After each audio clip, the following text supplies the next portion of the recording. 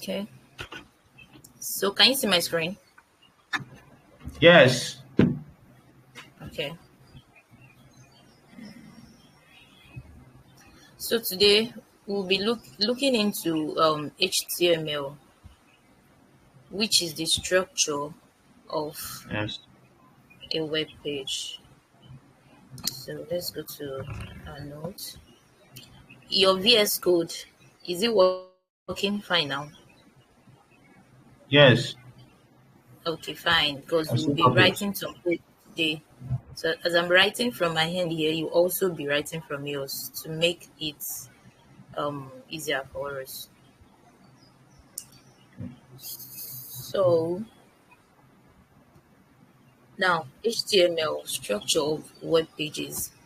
Remember we said HTML is without a concrete structure, we are not going to get our desired results of the web. Okay. And getting our desired results of the web, that means we have to perfect our HTML. So now introduction to HTML. HTML, which is hypertext markup language, Mhm. is the standard language for creating and structuring web pages. It provides a framework that browsers interpret to display content. HTML elements define the structure of a web page and are often used in combination with CSS and JavaScript to create visually appealing and interactive website. This is telling us that, okay, yes, HTML is the structure, and without a concrete structure, we are not going to get the perfect website we are creating. But still, HTML alone cannot be used to create a website. It is used in combination with CSS and JavaScript. That means the three coming together will give you an appealing and interactive website. Do you get that point? Yes. Very well. Okay, fine. So now let's go to some basic HTML elements. These elements, they are very, very important. It is important you know how they work, what they are used for. Now, we'll be starting with headings. In HTML, there is something we call headings, and it is denoted with the letter H. That's the small letter H. The headings, the H, it has from H1 to H6, and H1 happens to be the boldest. That means from H1, we have the boldest, followed by H2, which is less of a bolding also. That means it is decreasing down the numbers. It Okay. is decreasing down the numbers. H1 is very, very bold. H2 is not as bold as H1. That is why we have H1 as main heading. Main heading is meant to be very bold so that when anybody comes to the website and see, they will say, oh, this is the heading. This is what the other part is talking about. This is the heading. Now, if you want to have a subheading, we have the H2, which is not as bold as the H1, followed by H3, and leaving H6 as the smallest, the tiniest of all. Now, Okay. let's check what we are saying. Let's go to our code and okay, let me share another screen here. Um,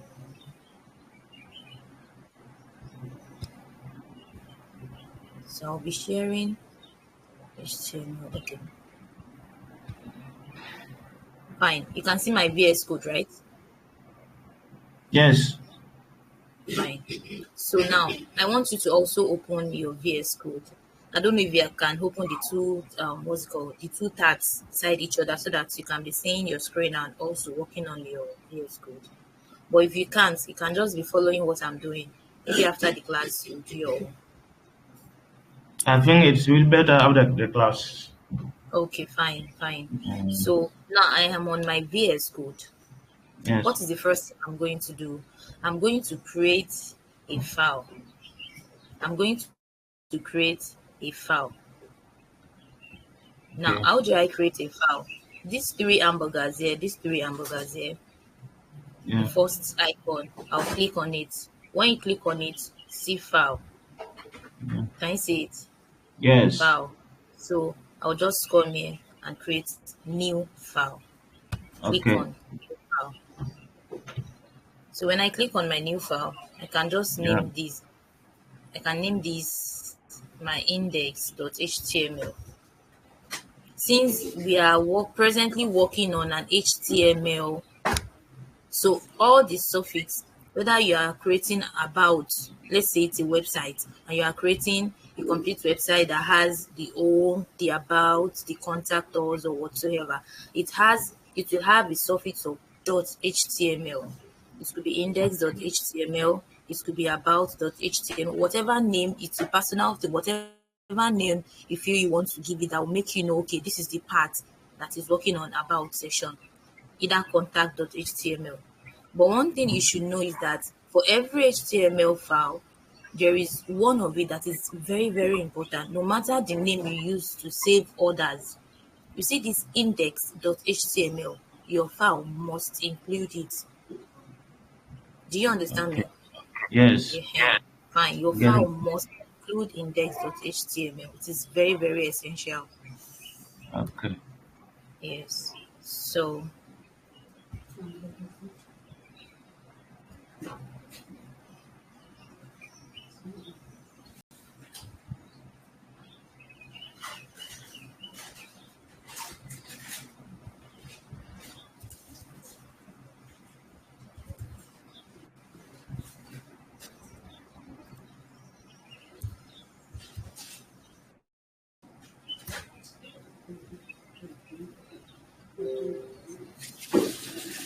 okay.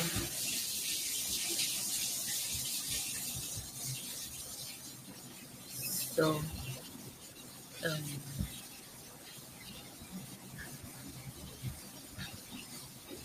sorry, it was on search we were before. So this No is, problem. sorry, before we started this class, I already created a folder, HTML. This is HTML class. So I already created a folder named HTML. Okay. Yes, I already created a folder named HTML. You can create your folder any way you desired, but the way I created mine, just on the desktop view, I right click and click on new, just the normal way of creating folder, right? Yeah. Yes, just the normal way of creating folder. So after creating the folder, I don't know why this my share screen is not showing the desktop. It's not showing my desktop view. Okay. Okay, but after creating the folder, so I right click on the folder and open with VS Code. So after opening with VS Code, that is when it brought me down here. Okay. So on this our HTML folder, you click on it so that the arrow will be facing down. Okay, Okay. so the first Yes. icon here is for new file.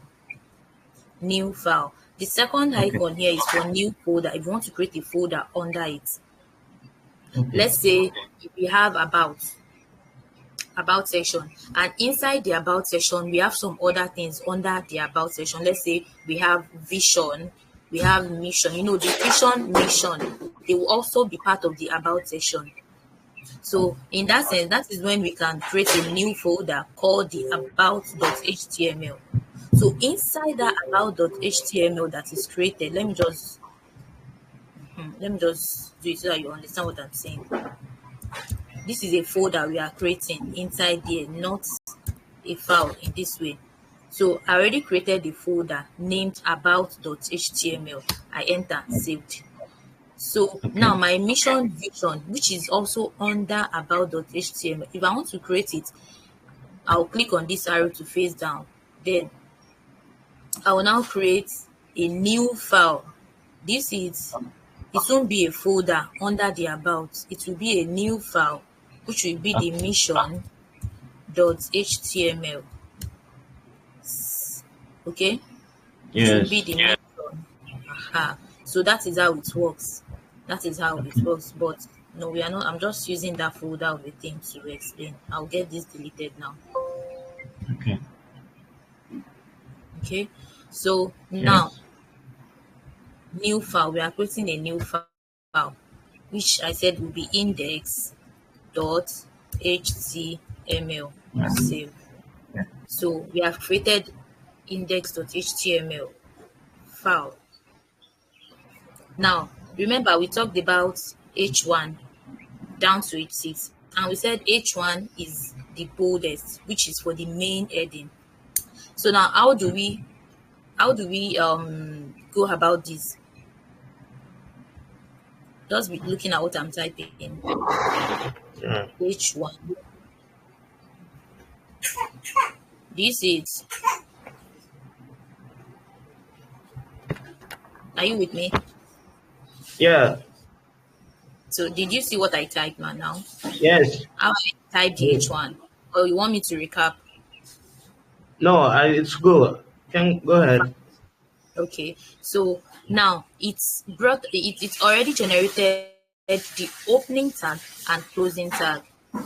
We have the opening Okay. tag. The first one here is the opening tag, which has the left arrow and the right arrow. That's the opening tag. While the closing tag, it has the left arrow with a slant, the H1 inside, and a right arrow. That is the closing tag. So for anything and everything you want to type here, it has the opening tag and the closing tag. So this is the H1. Let's say this is heading. This is an heading. So now, how do we view it on our web page? How do we view this on our web page? We right click, okay? When you right Yes. click, now open with Lifesaver or open in default browser. If your default browser, the browser you are using is Chrome, it will open on your Chrome. That is if you open in default browser.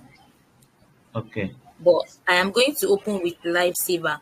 Lifesaver, you might not have Lifesaver on your own part. It is part of the extensions that I mentioned that you have to download some extensions that will also come to that. So me, I already Okay. downloaded the Lifesaver. Okay. Okay.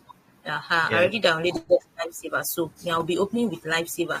The importance of this Lifesaver is anytime I'm writing on my VS Code, I don't need to be reloading my browser. If you are Okay. opening with the normal your browser, you keep reloading.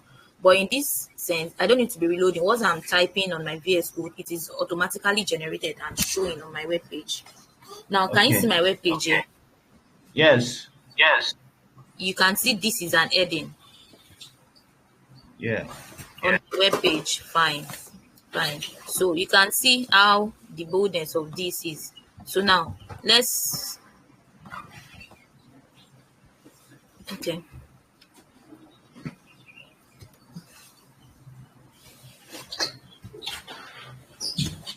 Okay.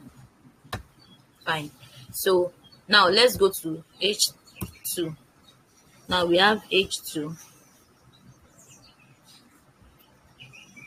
Can you see my H2? Yes. Now let's say this is a subheading. This is a subheading.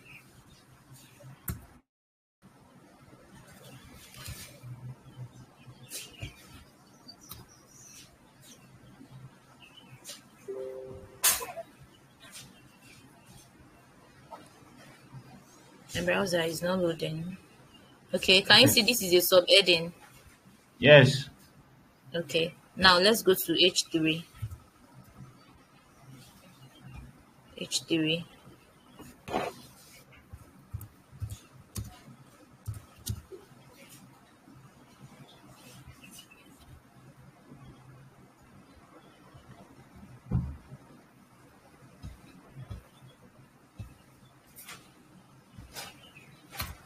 H4.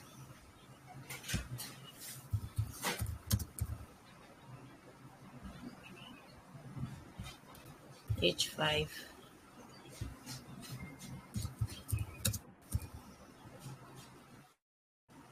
H6.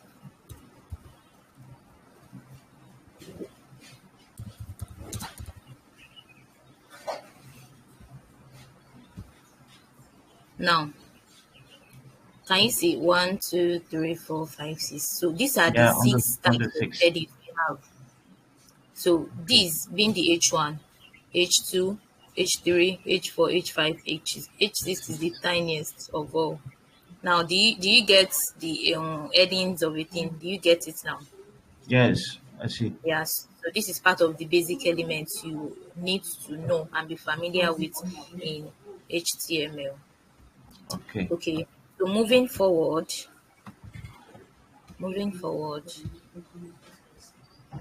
let's go back to um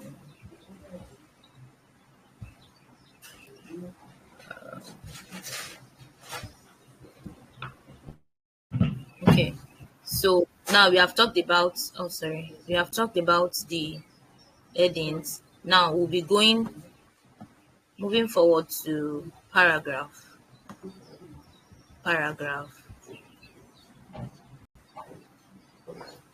So paragraph is also one of the basic and very important elements of the HTML. So paragraph are used for blocks of text. Okay. Blocks of text. You know, I know of two types of block while writing either a letter or whatsoever we are writing.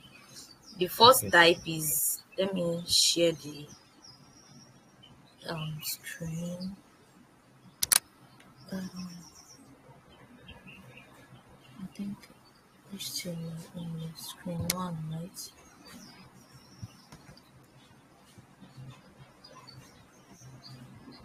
So there is this type of writing where everything one is you leave a paragraph, then you start your writing, Okay. right? The next one is no paragraph. You won't leave any paragraph. You type whatever you want to type. When you are done with that part, you leave a straight line and go to the next line, right? I know Yes. we were taught in English language back then. So now they said paragraph is used for blocks of elements. So whichever style you want to use, fine. But one thing you should know is the paragraph is also like that of the H6, which is a very tiny.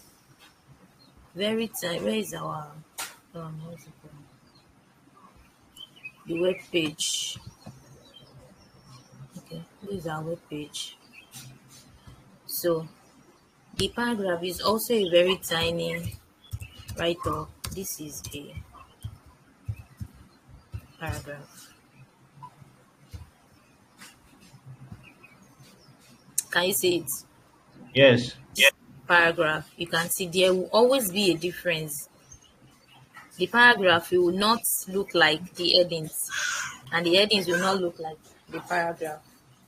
Okay. See, fine. So when you want to have a text, let's say for instance the about section that I talked about earlier. Let's say we already used the H1 to write the about. Let's say this H1 now is about. I want to have some write up under the about. Maybe um, you want to talk about yourself, and you're like, okay, my name is this and that. That is when this paragraph comes in. Let's use another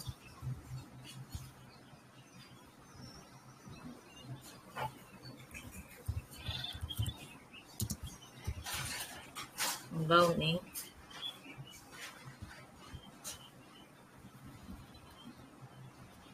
So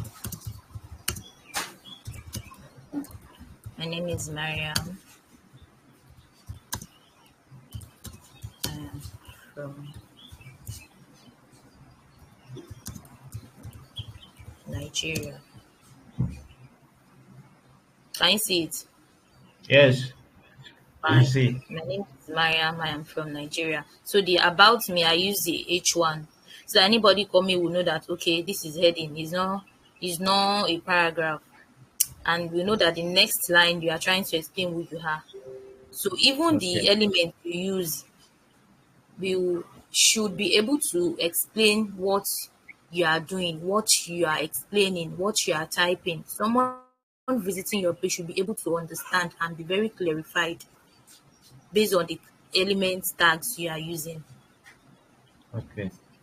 Fine. So let's go to the next one. We have the list. List. Okay, you can see my screen, right?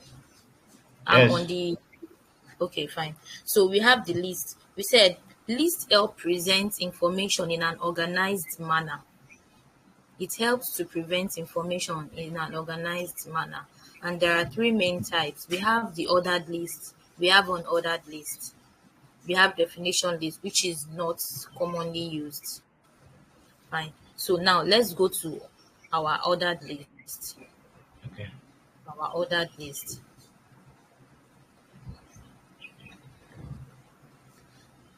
How do we denote our ordered list? We said fine. So to denote our ordered list, we have OL for ordered list, and Okay. we use UL just as the name implies for unordered list. Ordered list, just as the name implies, something that is in order, they are numbered. One, Okay. two, three. Unordered list, they are not numbered. They can be in bulletin or whatever icon you want to use to list them. So Okay. now, how do we list ordered list? Let's start from the ordered list. We have OL. Then you click on the enter so that it can separate the opening tag from the closing tag. So Okay. after separating the opening tag from the closing tag, then you can now have your list. It's already suggested some for me, so I'll be accepting it. You have your list, item 1, item 2, item 3. Now let's see how it is showing on our web page. Can you see it? It's Yes. all it's already numbered the number 1, item 1, number 2, Okay. item 2, number 3, item 3. Do you see it? Okay. Now let's go to an order list and see the difference. As I've explained, we want to separate the opening tag from the closing tag. I click on my enter. So I will accept the suggestion here also. So we have this one. In this case, it is not going to number because it is unordered we used. Can you see it? It is showing Yes. in bullet item 1, item 2, item 3. So in a situation whereby you need to list some things on your website, okay, you want to list some things or whatsoever, you use the ordered list.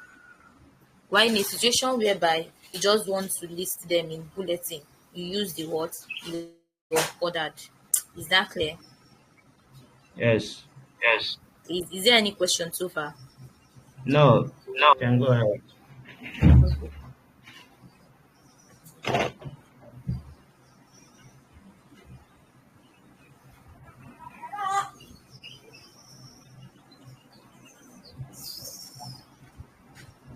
Okay. Okay.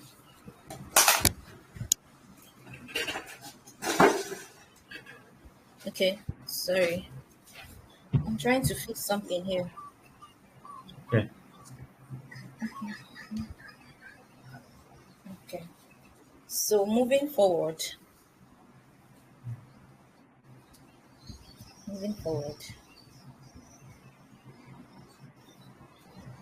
we have talked about the headings, we have talked about the paragraph, we have talked about lists. Now we are going to links. Links. Said links, which is denoted with the A tag. The A tag is called the anchor tag. Anchor tag. Okay. Anchor tag. This is it. A tag. It is called the anchor tag. Anchor as in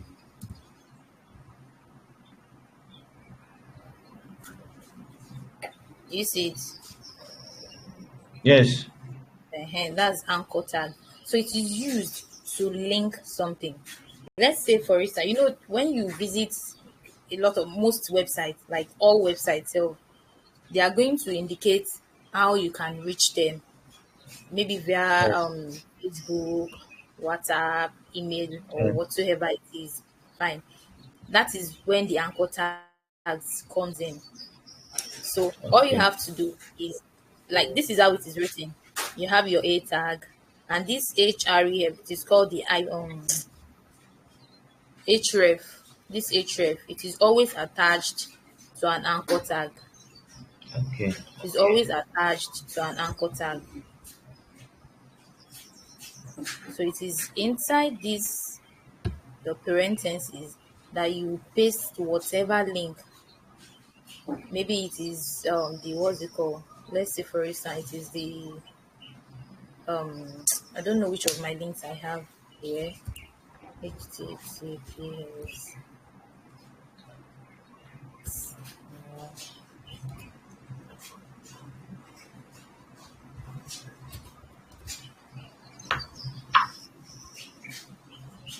Let's see LinkedIn. I'm not sure if my LinkedIn is www sorry www.linkedin.com/in/ the username. I believe this is how the link is usually written.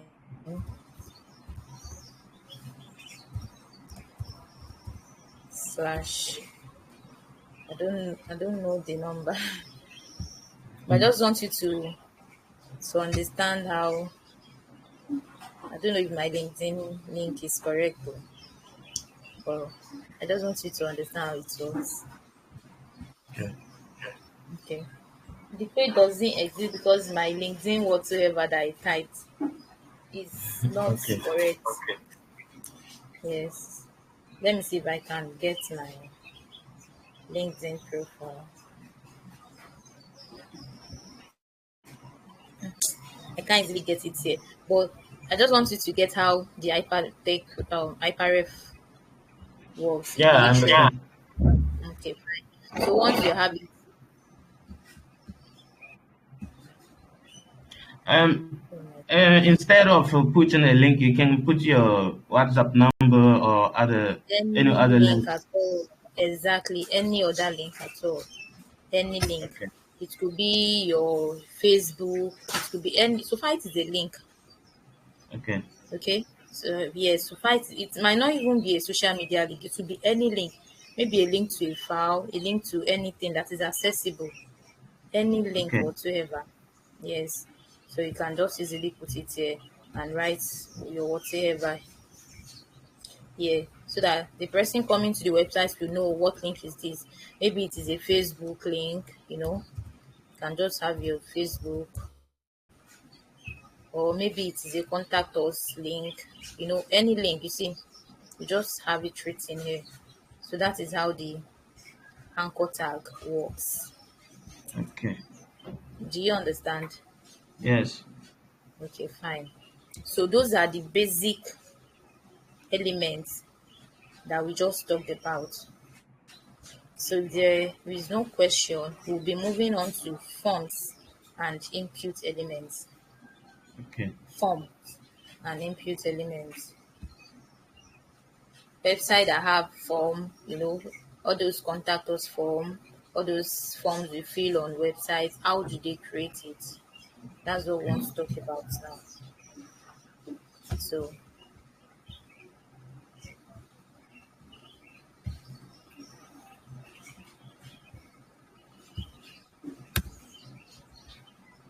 So we can use our H1 to type our forms and input forms. Okay. So okay. So moving forward, we have what we call the form tag also. Okay, it's already suggested it. Okay, so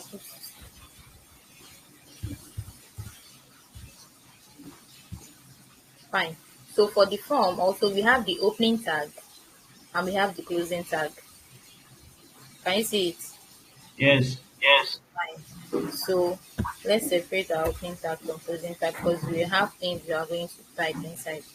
It's already generic. Wow. you already generated this action, it comes along with it. And in this action, that is where, okay, let's accept this. That is where you indicate what the form is meant for. Is it meant to be submitted? Submit. Is it meant to be posted? Post. It has different, different actions that can take place, but mostly forms are to be submitted, because the person that is requesting for your details for, or whatsoever, maybe it is your information or whatsoever, wants you to submit it so that they can go through it and review it. So Okay. forms are usually with the action submit. Submit. Are you getting it? Yes.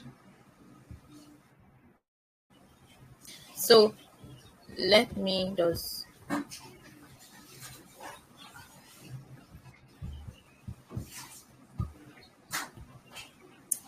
now we have, sorry, are you there?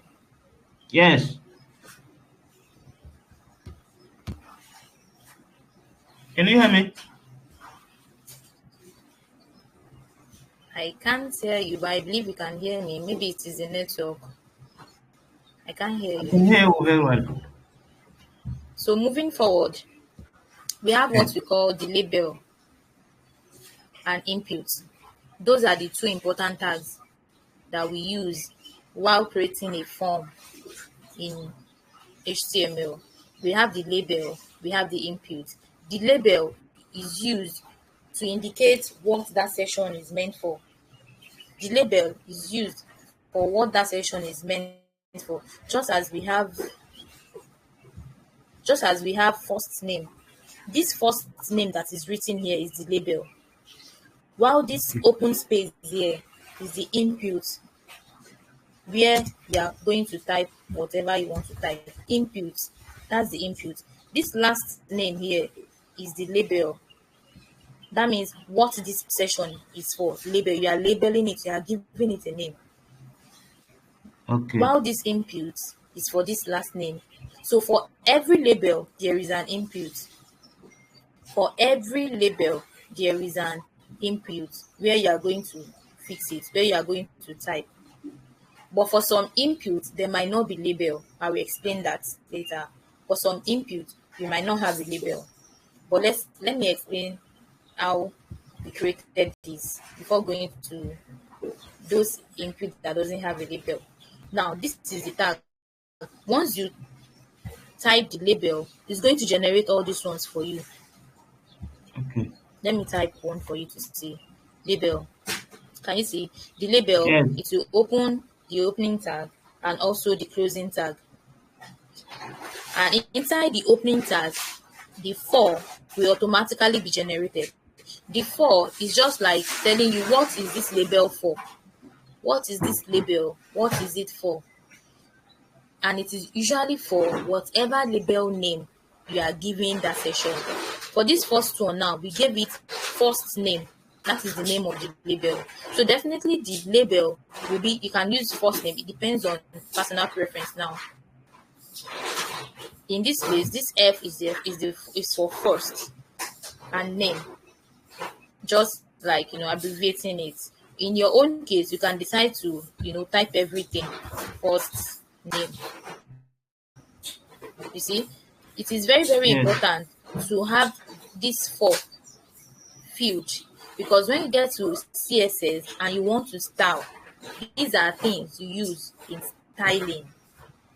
These are things you use in styling. So you need to give them a unique name. You need to give them a unique name. Now let's go to input. This is the input for this first name label. Now the input also, when you type the input, it automatically generates some features. Can you see? This is how the input is being generated. Okay. This is how the input is being generated. Now, going to this, let's use this also as an example. Input, it says type. Type. Type means in this part now, first name, you have to type your name. What do we use to type name? Is it number? Is it text? Is it word? That is what this type is.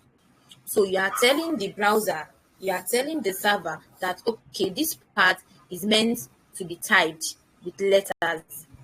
So that is why we have text.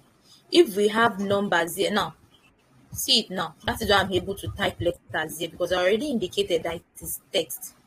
Supposing I said it is numbers, Okay. numbers,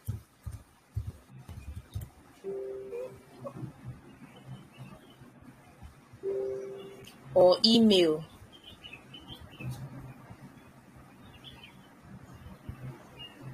do we have, okay, email is there. Okay, we'll be using email. Okay. We'll use email to explain that. So we already told the server that it is a text. So definitely anybody that is working here will be able to type whatsoever here.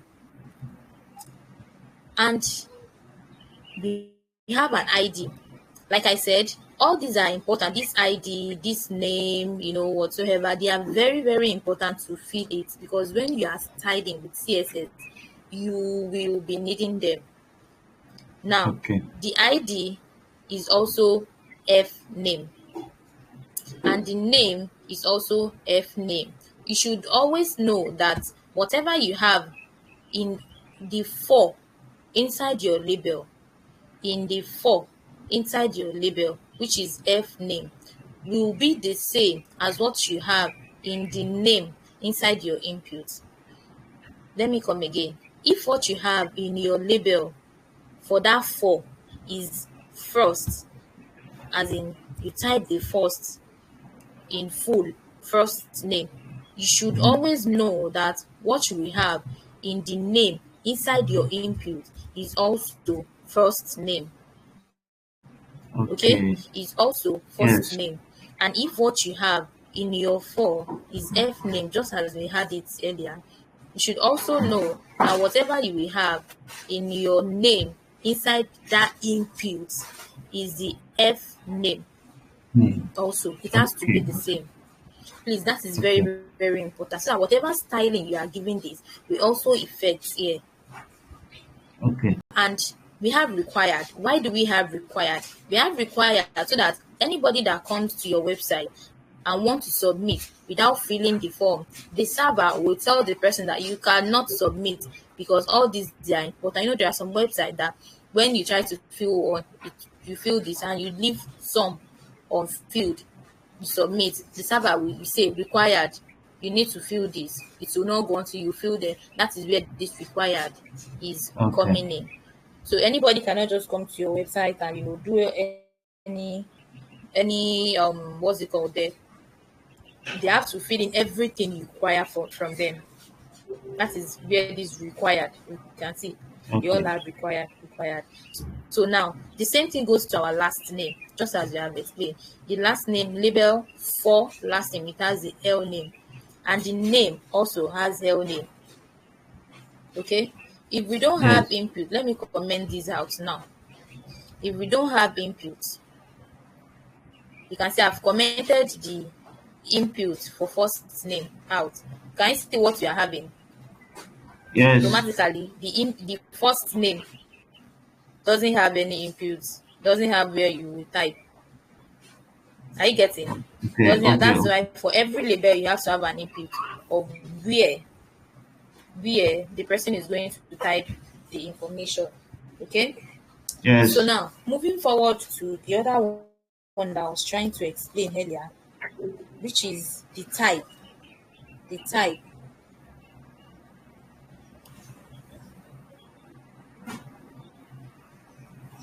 Now moving on to email.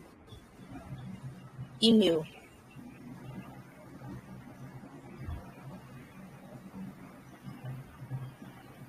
Sorry, I didn't. There is one that I didn't explain, which is the break tag. The break tag. Look at this. Um,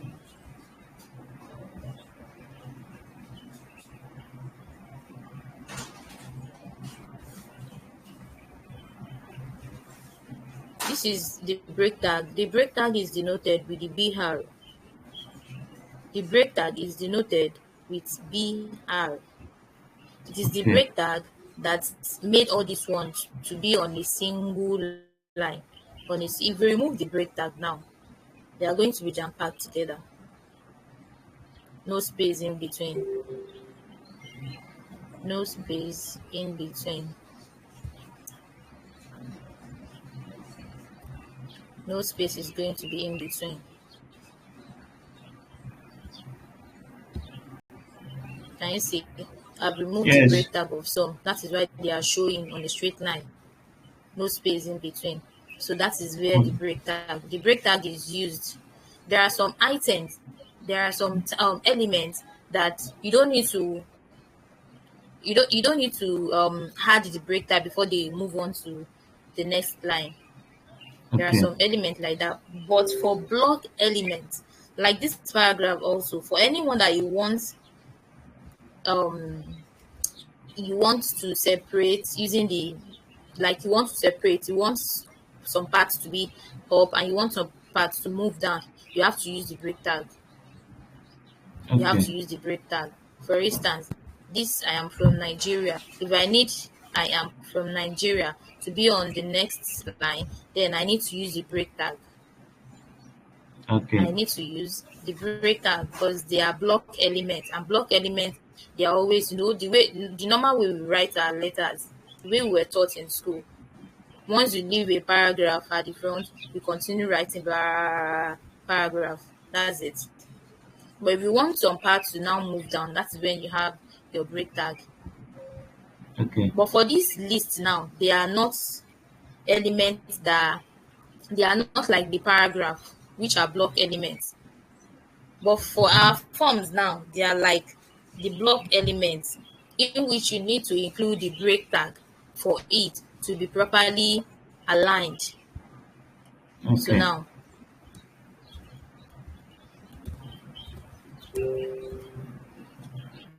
now we have include the what's it called?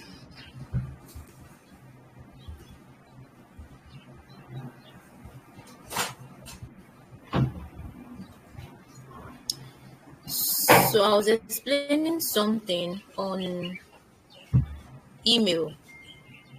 Now, just as we have type, text for the names, for email, the type is email. Why is it email?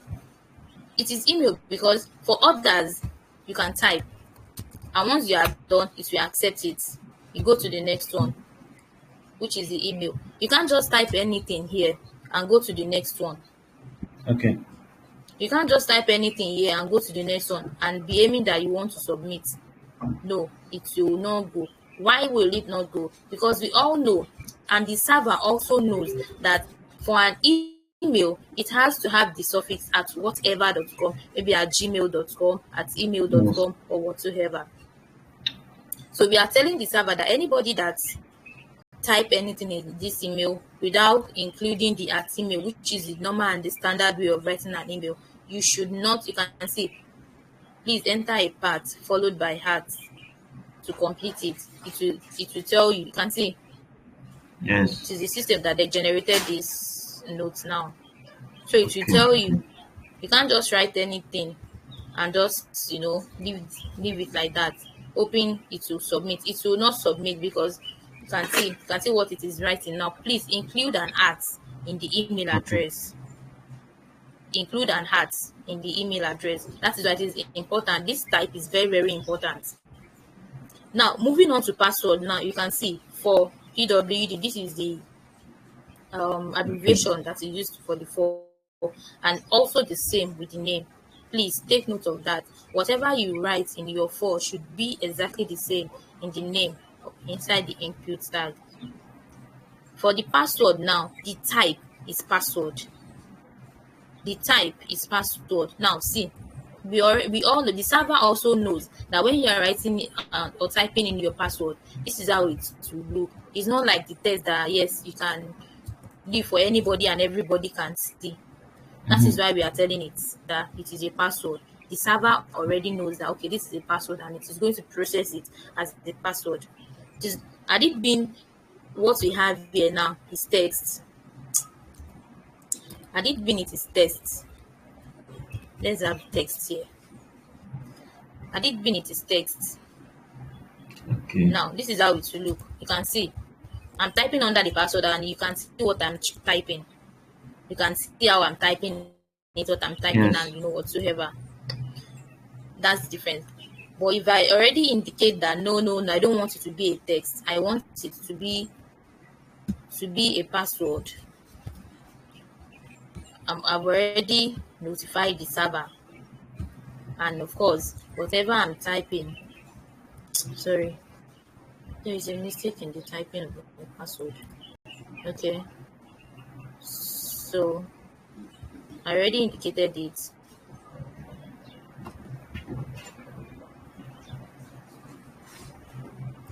So I already indicated that what I want is a password. So whatever you are typing is also going to come in form of a password.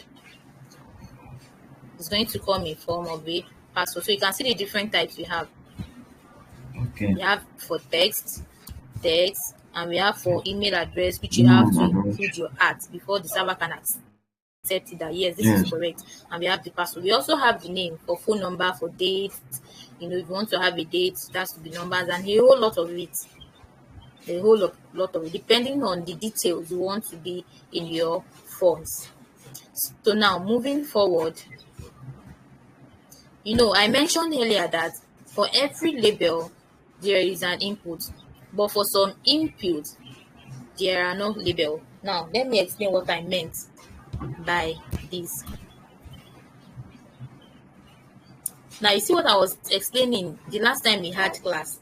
The last time we Yes. had a class, I remember I explained something about the HTML, CSS, JavaScript, and also React. I said, why using React? React is an advanced class. So while writing your code in React, if there is a single error, the browser is not going to open. It will not Yes. even open.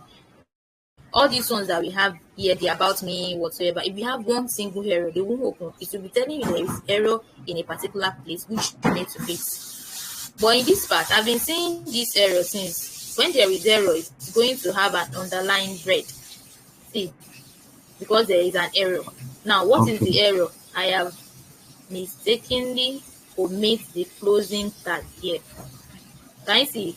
I Yes. mistakenly omitted the closing tag. Let me remove it now. You can see it's Yes. That's it. showing underlined because there is an error. But my browser is still opening because it is HTML. And even if it is React, in fact, immediately you won't be able to do anything. You have to fix it immediately. But Okay. here, unfortunately, there is an error here. I already omitted the closing tag of this input here. That is why there was an underline here. See, immediately I included it, the red line removed. That means there is no error. So Okay. moving Okay. forward, let's go to those inputs. Let me still use this one. The input that doesn't require label. We have inputs. Now, how do we now go about input that doesn't require label? That is when something we call placeholder comes in. Placeholder. Placeholder. Placeholder. Now, this placeholder, let me just type it so that you understand. I believe you must have been seeing it on some websites. Let's say um, um, um, your email address, or let's say your phone number. Your phone number. Let's say your phone number. Can you see it? I believe Yes. you would have been seeing it. Let me maximize this so that you can see it. Your phone number. Yeah, I In see. this case now, let's give this a break tag so that it won't be it won't be colliding with.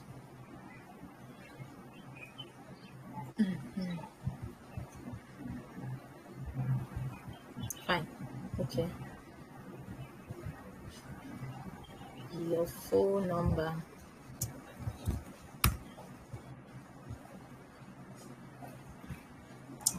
Can you see it? Your phone number. Yes. So instead of me creating a label, for Yeah. this phone number session, you see, we have the first name session, which I created a label and an input for. We have a last name, which I created a label and an input for. We have email address, which I created a label and input for. Yes. We Oh, have password, which I created I've heard. label and input for. Input for. So that anybody Yes. come in will say, okay, first name, okay, I want to write my first name. Last name, okay, I want to write my last name. Email address, okay, I want to write my email address. Password, okay, I want Yes. to write my password. Instead of creating all this label first, I created only an input. So inside the input, I now created a placeholder that will tell you, that is telling you what that session is meant for. So Okay. instead of me having this part here as it is Yeah. now, I can just have only my, only my input. Look at this too now. This is for address. Instead of me now having what's it called? Let me use my break tag so that this one will go to the next line. So instead of me now creating label for phone number, Mm-hmm. include your phone number, okay, your address, another this thing for address, you can see I'm just using the input, only input, and the label that I was supposed to create, I didn't create a label tag. I only created a placeholder. So whatever text you want to show, you want the person, whoever is visiting my this thing now, and I use only this part. Once it sees your phone number, once you click on it, you'll be able to type anything. Okay. Once you go to your address, once you click on the address, you'll be able to type your email address. Yeah. Question. Am I making sense? You can see you'll be able to type whatsoever because the placeholder is already telling you whatsoever. And once you delete, you see, I'm deleting it, your placeholder will also pop up your address. Your address. So Yeah. these are the different types you can use in creating your forms. You Okay. can have your label and inputs. I can decide, no, I don't want any label. I want just the input space. And in my input, I'll have my placeholder that is telling whoever is visiting it what the person is meant to fill in the space bar. Am I making sense? I don't know why I can't hear you speak. I don't know. I can't hear you speak. But I want to believe you can hear me, right? Yeah. I Well, I don't can. I know. can I hear you don't know very well. why. I don't know why. I don't know.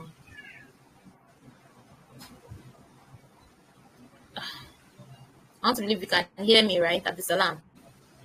Yeah, I can hear you. Do you can hear me? I still can't hear you. I don't know why. Hello. And I don't want to end this Hmm. so that our class won't just be. But fine, I want to believe you Do you can hear hear me? me. If there is any question, I don't know if you can type here. Hello. But if there is any question, please, maybe you drop it for me because I can't even hear you. I can't hear you. Well, let's move forward. Let's move forward.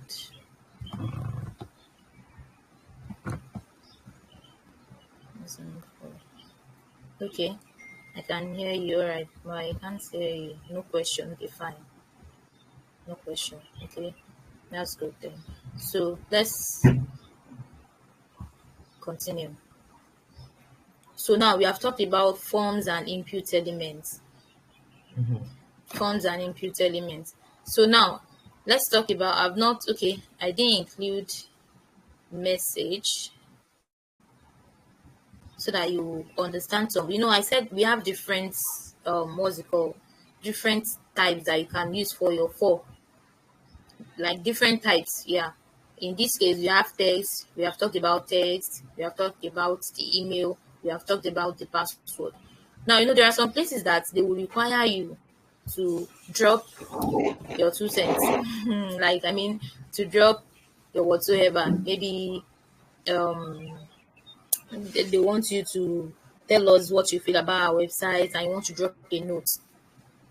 There are some areas like that that you'll be asked to drop a message. Okay, before the password, okay, after the email, let's have it after the email. So I want you to see what and how this. Okay, we have it here. Label. Let's have label for message. No, let's have MSG,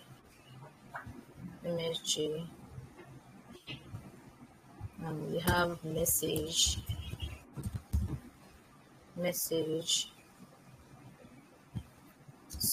So let's have the input type. You can see this one is giving me type text. Now, in this situation, we won't be using the text. Now, I'll be showing the difference the reason why we won't be using the text, and we'll be using what we call text area. Text area. Now, let me fill in this part.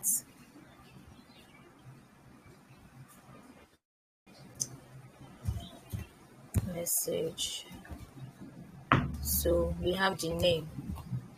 Remember, the name would be exactly the same as what we have in the label for, which is MSG. So, and we have required typed here so that anybody and everybody will know that, okay, this part you have to write something here. So now, see our Okay. message. Sorry, fine. So, see our message. This is our message. You realize Yeah. that it is having the same input space as every other ones. First name, your name is just something single, a line. Your name, a line. Your email, a line. Your password, a line. But messages, what if we have a lot of things? And to have this input space for message is not even professional. We don't use it at all. At all. So that is where text area comes in. We Okay. have what we call text area. Text area.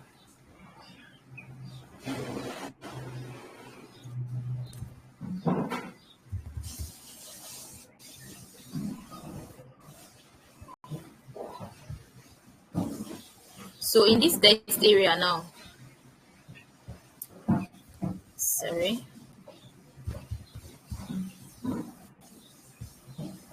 So we have text area. In this our text area now, it is going to ask you, okay, oh no.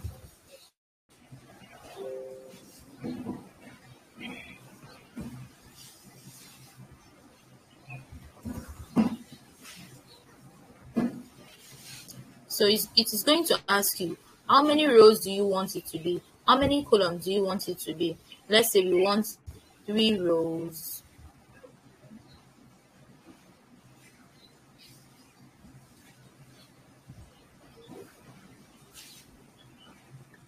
Oh no.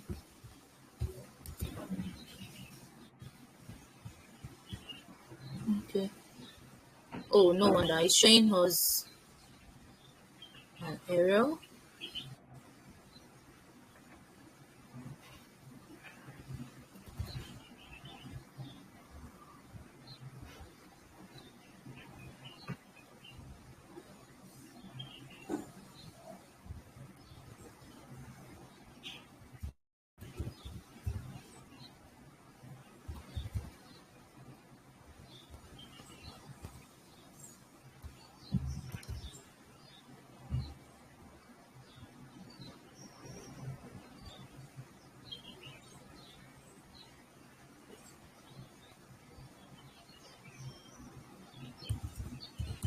text area.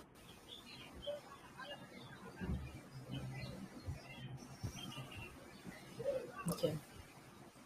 So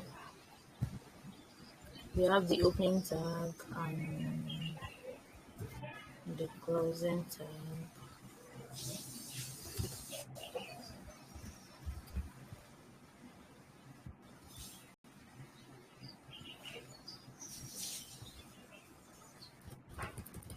It's writing error. That's why I'm trying to fix the error here. Let me Okay. just open it here, please. It's writing error.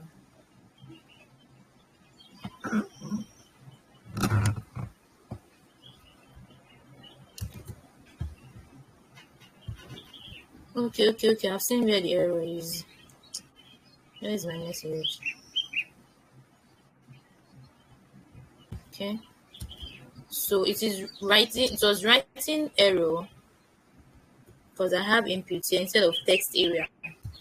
Okay. Instead of text area. Remember I said we won't be using text in um this part because it is a message. Now, can you see the Okay. difference? In others, Yes. we can see it is a straight line.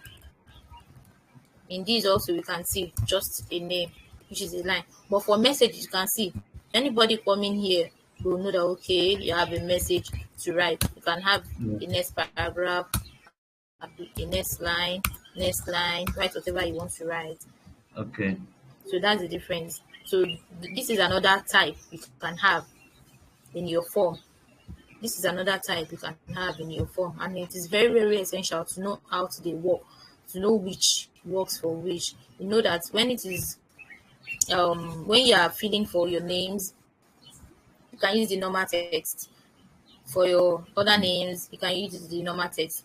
When you are filling for email, once you use normal text, just know that whatever the person types there, the server is going to accept it because you didn't indicate that it is an email. So even if the person did not have the suffix at email, the server will accept it. And for messages, you have your text area so that anybody that wants to type anything, no matter how bulky it is, the server will also know and the person can type as much as words the person wants to type. And for password, once you indicate that, okay, this is a password in your code, the server, it already sends a message to the server. And of course, whatever you type here will be a password. So moving forward, moving forward. Sorry, what is the time? Past 11. Okay. So moving forward now, we have the HTML tables and multimedia. What do we mean by multimedia? We mean video and audio. You know, on some websites, you can play video, you can play audio. How do they go about this? How did they write this in their code? That is what we'll be looking into now. Okay. It says HTML table. Tables in HTML are used to organize and display data in a structured format. The table element is used to define a table, and it contains rows and columns formed by TR. TR means table row, and TD. Okay. TD means table data. Zero. TR means table row, and TD means table data, just as the name implies. TR, Okay. table row, TD, table data. Now, let's go to the structure, basic structure of of um of a table.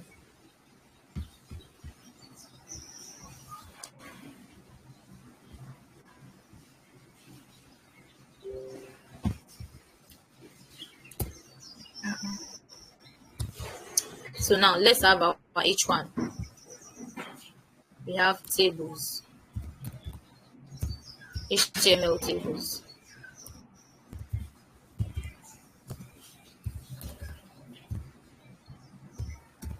HTML table.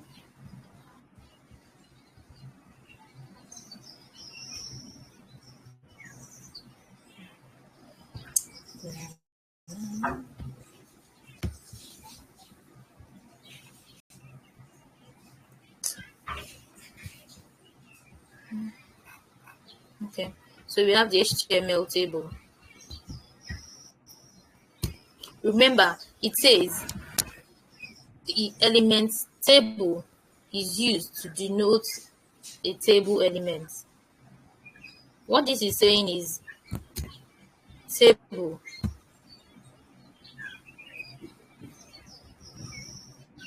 Okay, sorry, this I just read it.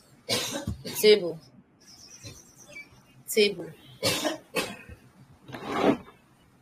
No.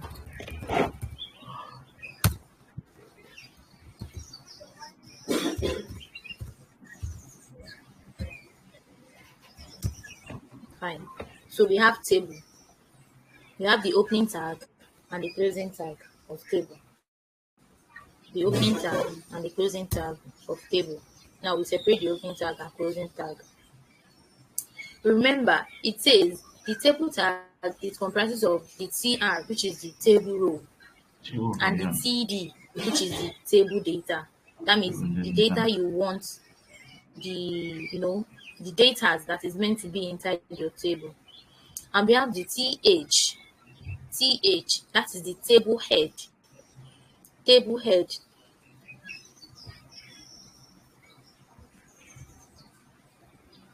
So now let's have this displayed so that you can understand what we are saying better. So now this is what we are saying. We already have everything inside the table elements. Inside the table elements. So this is telling us that whatever we are typing inside is a table. It should create a table for it. Now we have the table row. We have rows and column. Rows and column. Row, just as we have it like a straight line. And we have the column. So now, table row. On this row, we have the headings, which is denoted as TH, table heading. We have the name, age, country. If we want to have more headings, we can decide to have more heading, TH, we can say state,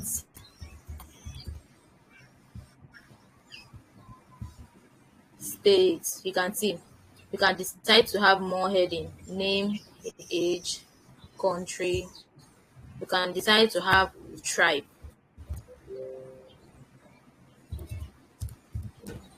Can you see? These are the headings. These are Okay. what the headings.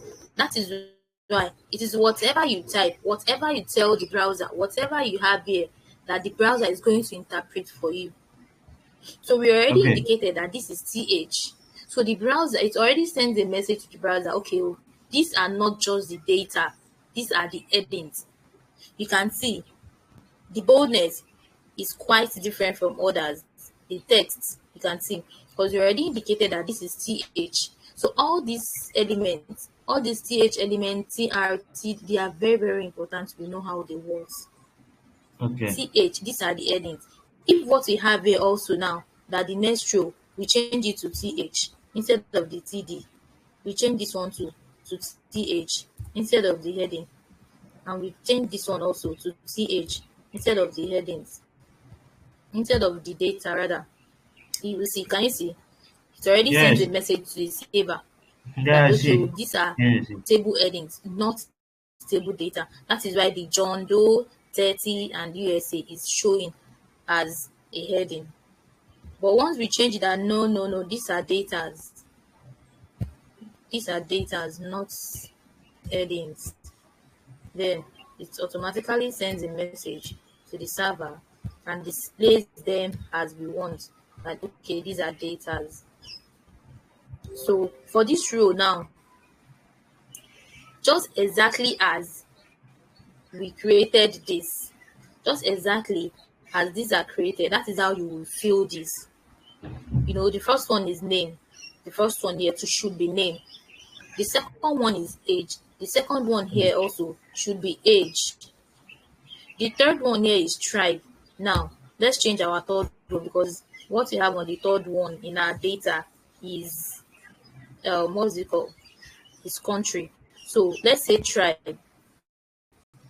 I don't know the tribes they have in the USA, but let me just say,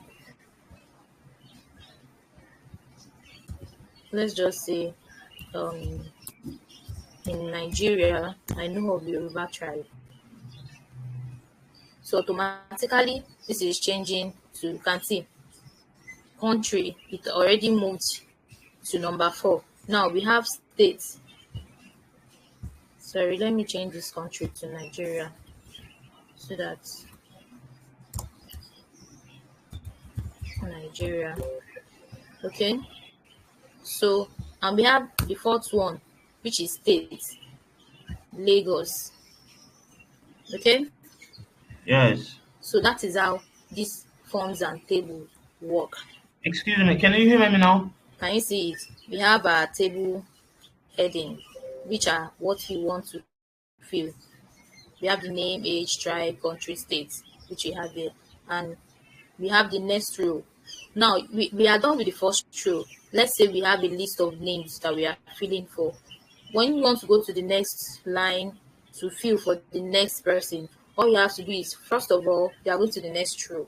So you have to, include, you have to bring in your TR, which is the table row. That means you are going to the next row. And inside your TR, you have to have your data. We have our data inside the TD. So you fill in whatever you want to fill. That is how the table rolls. Now, we have not gotten to styling. When we get to styling, which is CSS, that is when you will see how we can style our table. You know, some tables, they will have lines in between, just as ruling line in between. That is when the styling comes in. That is when the styling, like border, sorry, the styling is meant to be for table, because it is the old table we are styling.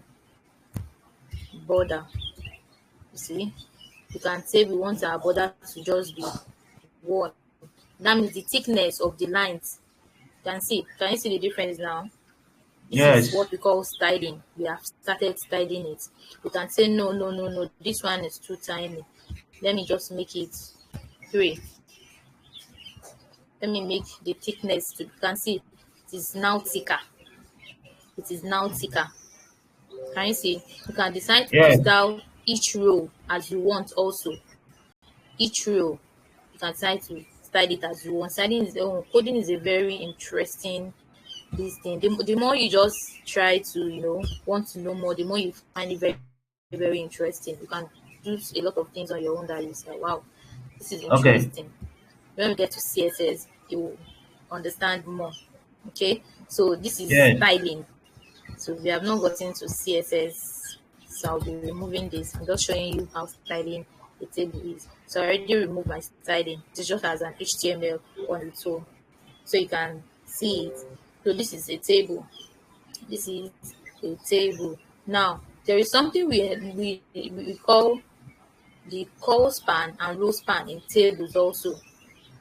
Call span and row span. That is merging cells together.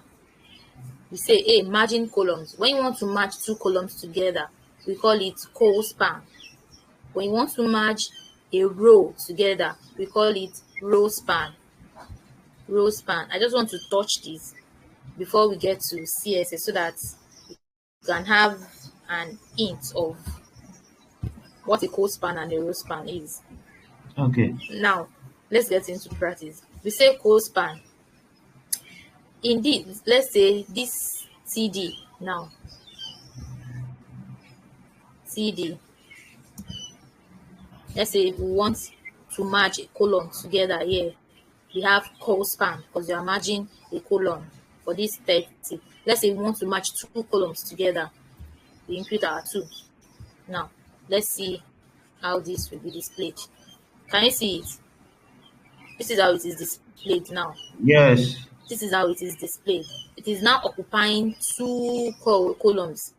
It is occupying 2 columns. That is why this tribe Yoruba moved aside. Now, what are we now meant to do here also? We are meant to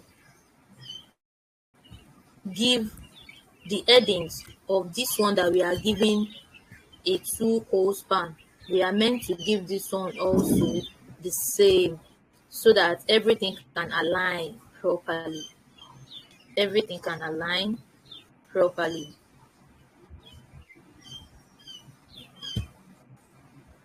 Can you see it? It's already Yeah. pushed this tribe also aside, because I in our table heading here, I also gave the age co-span, and I gave the number of the exact age here a co-span also. So the two here is occupying two columns. They are occupying two columns. Now let's go to, let's say, name here. We want to give name a row span. That means it will be occupying more than one row. Let's say two. And in our table data also, I'm giving it a row of two also. Can you see it? They are occupying two two rows. Two rows. So this is just to make, like, you can have a different varieties of designs here. You can make the name to be wider and make the age part to be tinier, or different designs that you can give it. This is where styling also comes in. This is where styling Okay. also comes in. Just want you to have an hint of some types of designs that we have for tables. We have row span, we have co-span. When we get into designing, styling rather, when we get into styling, we will understand this, how we can give them different colors, how we can give them different what's it called, different boldness, a whole lot of designs, a whole lot of styling. So I want to believe this is understood also. So that is that about HTML tables. This is the basic of every HTML tables. So you can decide to have different headings. In fact, your headings might not even be in row. It can be in different ways, different what's it called, different type. So any question so far? Any question so far? No, it's clear.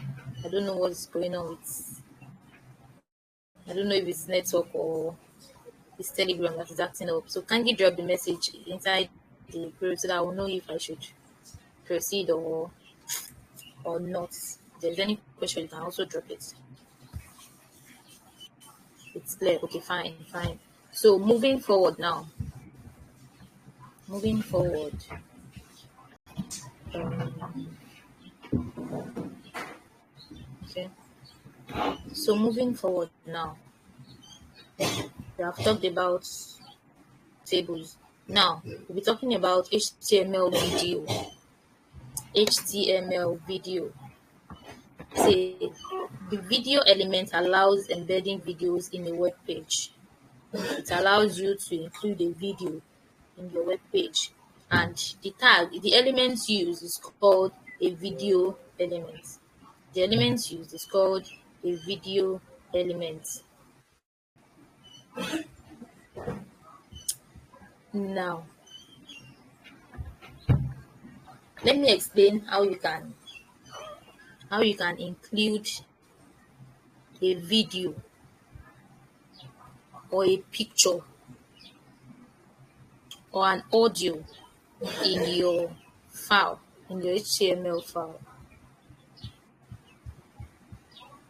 The first thing you will do in some areas, let's say you got the video or the picture from a browser. Let's say it's from a browser. All you need to do is just to copy flower. Let's search for a flower. All you need to do is just to copy the um the link, copy link address. Okay. All you need is just to copy the link address and put it in your code. The second way is if the video or the whatsoever is in your system already, what do you now have to do? All you have to do is all you have to do is remember they said you create a folder. You go to the created folder. I already created a folder and it's on my network on my desktop.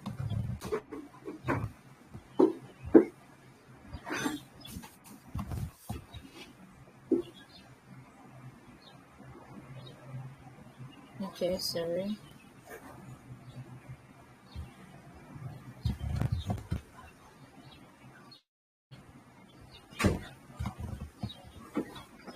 So okay, sorry. So all you have to do is to go to your folder. But before you go to your folder, in order to have a well and structured what's it called folder, your boot folder to be well structured. It is part of our topic also, we'll still get to it. But let me just chip this in. In order to have a well structured folder, you have to come here. Remember, I named this folder HTML. So I click on this for you to drop that because I want to create a folder. What is the name of the folder I want to create? I want to name it assets. I want to name it assets. Now, why did I created this folder? I created this asset folder because this is where I want to be saving my pictures, my videos, my audio. This is where I want to be saving it. I want it to be well structured so that anybody that is visiting my code, when I push my code to GitHub, will be able to know that okay, assets, this is where this person has all the images. Okay, this is index.html. Not like I will just bring in my images, my pictures here, and everything will just be flowing here. No, I want my root folder to be well structured so that anybody that is visiting it will know these are assets. Definitely, these are the images. So that's why I created this folder. So now moving forward, what am I going to do? I will go to my folder, and search for my folder, of course, which is HTML.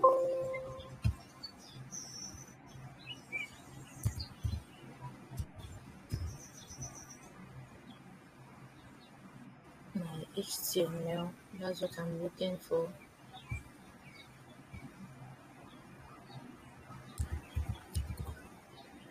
Okay, so this is my, you see it, Okay. all what I created here is already showing in my folder. You see, this is the asset that I just created. This is the asset that I just created. So now, how do I now include a picture, or how do I add a picture, a video to my file? I want you to be following this process. You go to wherever you have your pictures. Okay, let's say I want to add this my picture. So all I have to do is come here, go to wherever the picture is, copy it. You see it? Go to wherever the picture is, you copy it. I already copied that picture. Then I'll now go to my folder, the folder that I want to add the picture to. I'm on the folder already, the HTML BSA. You can see I'm on the folder. So I'll click on the assets that are already created. I click on the assets. You can see because I don't have any picture, any file here, it's telling me this folder is empty. All I have to do is just to paste it here. Either click on your Ctrl V to paste, or you right click and paste, just the normal way of pasting. Okay, so once I do this, automatically my picture will be showing here.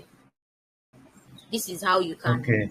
add a picture or a video to your file, to your folder. Now let me re-explain. You go to wherever the picture you want to add or wherever the video you want to add. You go there. When you get there, you copy it. After copying, you now go to your folder again, not on the VS Code this time. You go to your folder again and open the file. When you open the file, you must have created your assets folder here so that your root folder will be well structured and not just flying around.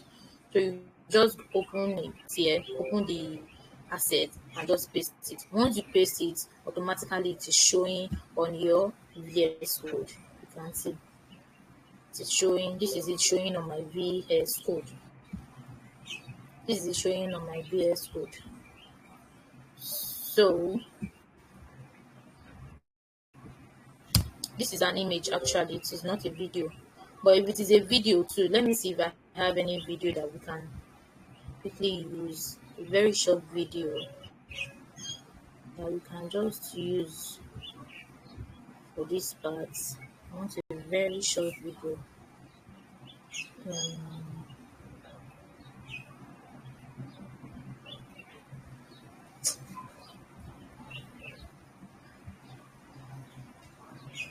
a very short video.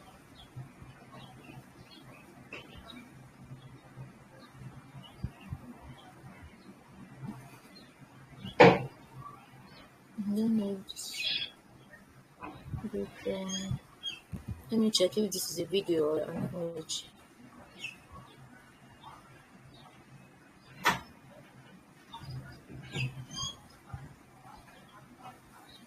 Okay, I think this is a video.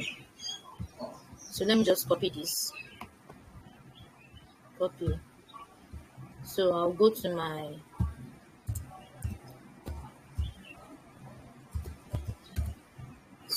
okay. So it's here.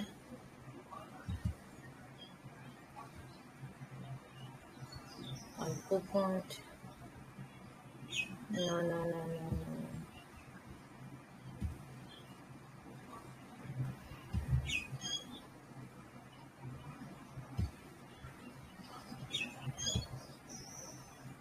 Okay, so I'm on my folder. I'll go to my assets. I'll come here. Remember, I click on Control V the other time. So in case you don't want to click Control V, just right click and paste. You can see I have my video here. So moving forward, since I have my video here already, now let's bring it in. Let's have our H1 video.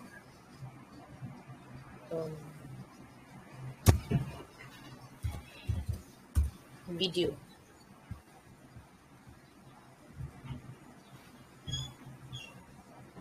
So we have video, and our video, we have the video tag.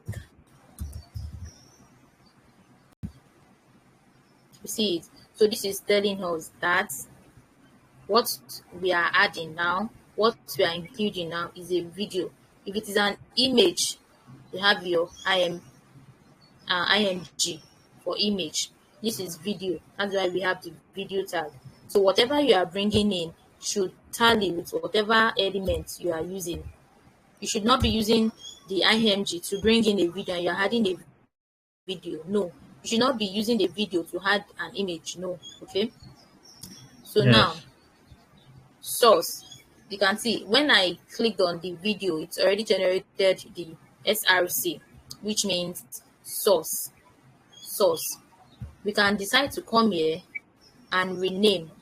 If you want to rename whatever, you can see the video that I brought in now is having activity blah blah blah blah blah. That is how it was saved. Now if I want to change the name, because I might eventually push my work to GitHub. So whoever is coming to my GitHub page to check my code, to check that okay, these are what the person have here, should be able to identify what image this is for, what image this is for. That's why it is essential we rename images, pictures, based on what we are using them for here. So I can't just bring in any video and just with anyhow name, and you want people to come there, visit it, and mix up everywhere. So if you want to rename it, this is where you rename it. After adding them to your file, you right click on the particular image that you want to rename, and you will see the rename here. So you can use any name, any name. Let's say video.png.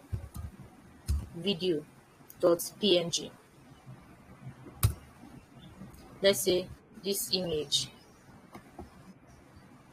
I want to rename it to image.jpg. Save. So now if I want to add it to my folder here, what will I do? This is how you add. In your source, inside the parentheses in your source, can I see it? Because I Yes. already have it here. I already have it in my folder. So full stop forward slash. It's telling me, I'm telling it something that okay, it is already inside my folder. So it already generated what I have in my folder, which is the assets and the index of HTML. So where am I? Where did I save what I want to use for is inside my assets. I click on the assets. You can see it's already brought out everything I have in my asset. Okay, which one do you want to use? I want to use my video. I click on video. Bam.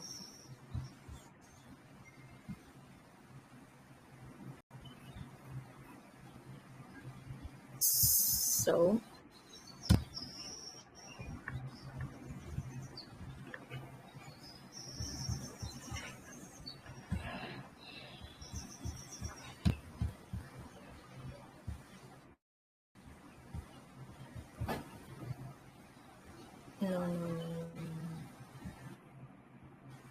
so it's not loading my image.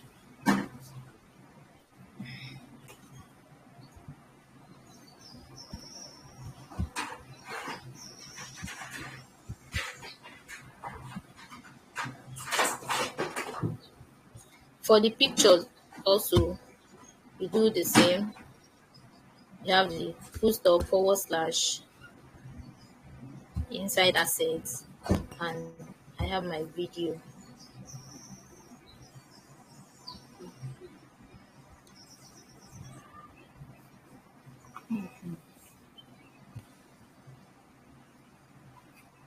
You can see my image is showing. I don't know why my video is not showing. Maybe it did not support my. So you can see my Yes. image is showing. This image is very big. Why? Because we have not styled it. We have not styled it. So when we get to CSS, you see how we can style the image to fit in, to be smaller than this or bigger than this. So I don't know why my video. Let me forward the video link first to see if it is playing or not playing. It's playing.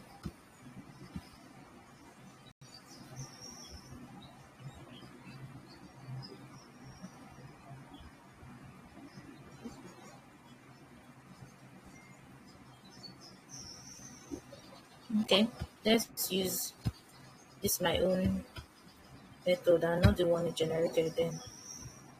Mhm.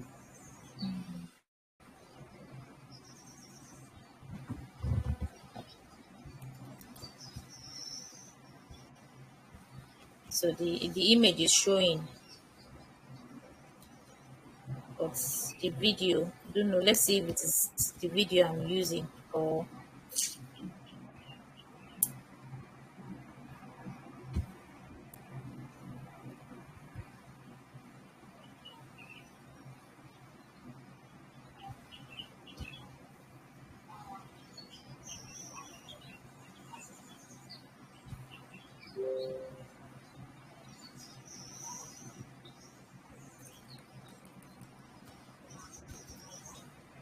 assets, video. Okay, it's showing now. It's showing now.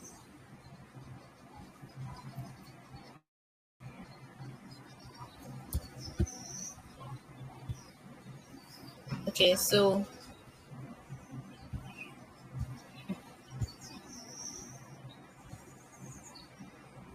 So basically just showing you how we can, okay, no, I think this is my video. It's the type of video that I copy. I'm not sure I have another video. It's my own video. But then this is just the basic, how how a video is being imported in your file. This is how you can bring in a video or an image. A video or an image. So your video element or your img element, which img is image and video. For the video, the same way for audio, you bring in your audio elements, automatically generate the source, and this source, after you have added the audio to your file, just as I've explained, so you just forward slash, full stop, forward slash. I believe your audio will be in your asset. I just click on the audio you want to put in. I don't have any music on this system. So is there any question you would like to ask?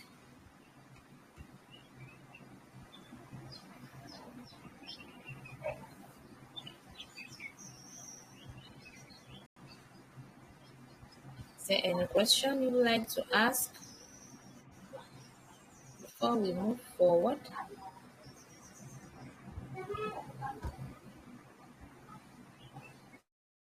Is there any question?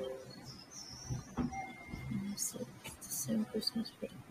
Exactly, it is exactly the same process. It's exactly the same process for the three. For the image, you just bring in your img. It will automatically generate the src, which is the source. And this alt now is called alternative. You see, there is alt for image. It is called alternative.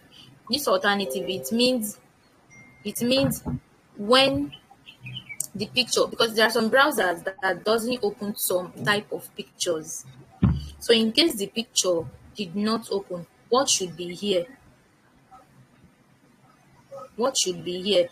Because this is my picture now, my own picture. So I can just say my picture, my picture. Let's say this is a logo now.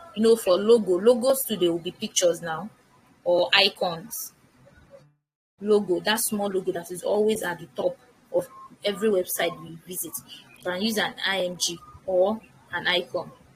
So it always have the alt to alternative. In case the picture is not showing the picture logo, I can just, in my alternative, I can just write logo, so that anybody that is visiting it and if something did not show, it will not just be showing a breaking picture or something else. What will be shown there will be logo. It will write logo there. So anybody visiting it will say, oh, it is a logo that is here, but the picture is not showing. That is what this alternative is meant for. And be clear that this video, there are types of video that can be accepted. If you don't have that type of video, I'm not sure it is going to show on your browser or some browsers. So if you want the one that will show on whatever, either it's Safari, either it's Chrome, or whatever browser the person is using, it's very important. This MP4, yes, it accepts it. And let me, OGG also, it is inside the folder.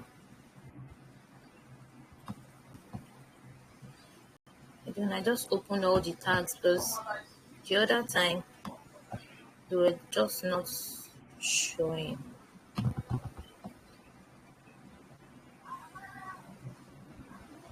Um, am I open?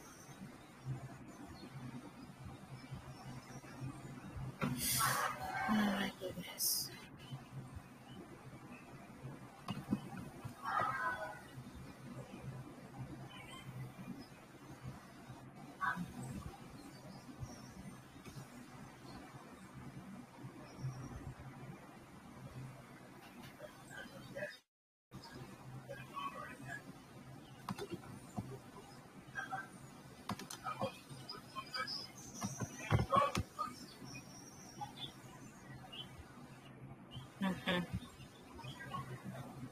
So okay, we have MP4, OGG. Like there are some videos that, irrespective of the browser the person use, it will show.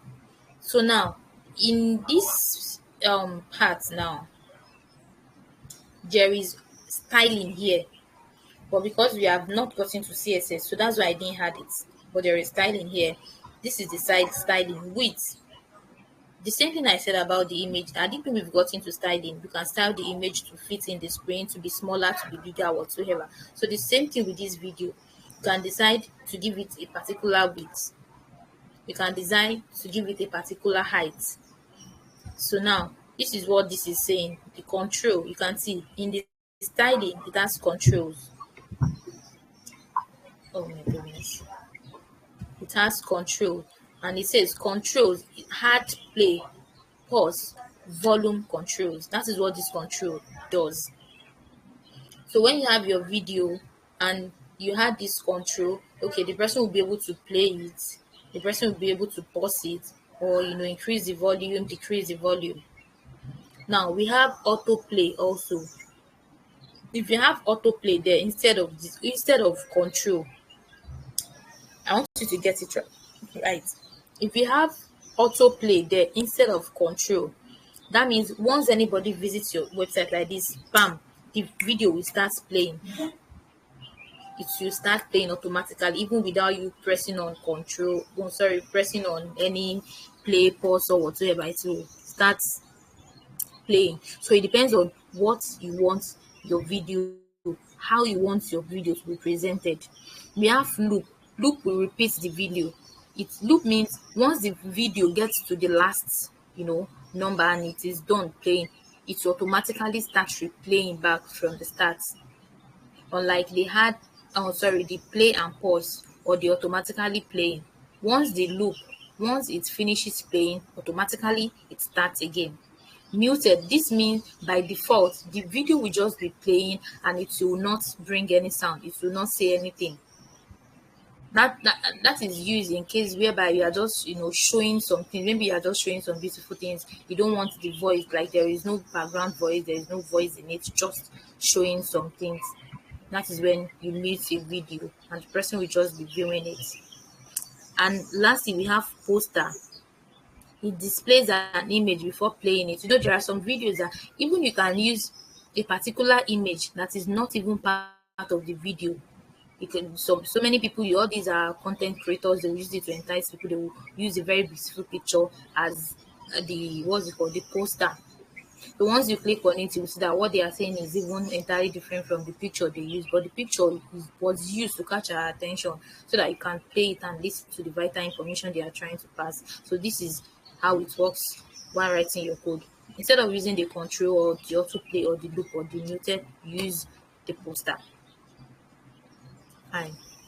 So I want to believe this is understood. Yes or yes. If there is any question, please kindly drop it in the group because I can't still hear your voice. So we already talked about the audio. So the same thing, talking about the audio, exactly the same thing. We have the control, we have the autoplay, just as it works with video. That's exactly how it works with audio also. Exactly how it works with. Wow, thank you very much. I can see, very understood.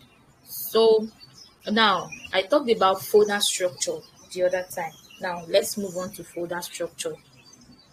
I want us to try finish up before our time. We have 6 minutes left. Let me see if we can finish. Okay, I think we can finish.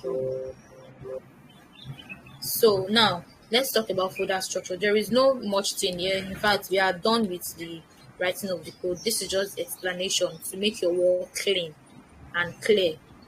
Now we talked about folder structure. What is folder structure? Folder structure is just as the name implies, just the way we structure our folders, just the way we present our folders. Because one thing you should know is that when you present, like when your folder is clean, the person visiting your GitHub or whatever file you store your code will be enticed to go deeper, we'll know that this person knows what he or she is doing. Definitely the codes will be clean.